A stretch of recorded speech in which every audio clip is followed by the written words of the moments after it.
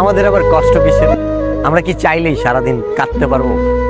একটা মানুষ কখন কান্না করে আর একটা মানুষ কতবার হাসে কখনো কি ভেবে দেখেছেন? একটা মানুষ চাইলে সারাদিন কান্না করতে পারবে না, কিন্তু সারাদিন চাইলে অনেকবার হাসতে পারবে। সো আমরা ওই কষ্টটাকে পুঁজি করতেছি, ওই কষ্টটা, ওই স্যাডনেসটাকেই ধারণ করতেছি, ওইটার জন্য ওইটা ভেবে আরো মন খারাপের গল্প তৈরি হচ্ছে। কিন্তু আমাদের হাসার যে কত সুযোগ আছে এটা কি কখনো ভেবে দেখেছি? হাসার জন্য অনেক কারণ আছে, কাঁদার জন্য অনেক কারণ নাই। মন না ভাঙলে, কেউ বিশ্বাস না ভাঙলে, খুব কাছের মানুষ থেকে আঘাত না পেলে আপনার চোখে জল আসবে না, কিন্তু আপনি হাসতে পারবেন।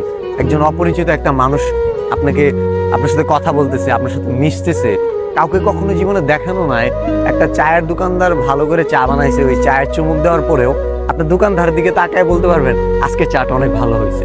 তো আপনি হাসার জন্য অনেক কারণ পাবেন, কিন্তু কাঁদার জন্য কিন্তু অনেক বেশি কারণ পাবেন না। কিন্তু আমরা এই কান্নার যে কারণগুলা ভয়ঙ্কর অসুন্দর হয়, সবার জীবনেই ঘটে, কিছু না কিছু তো ঘটে।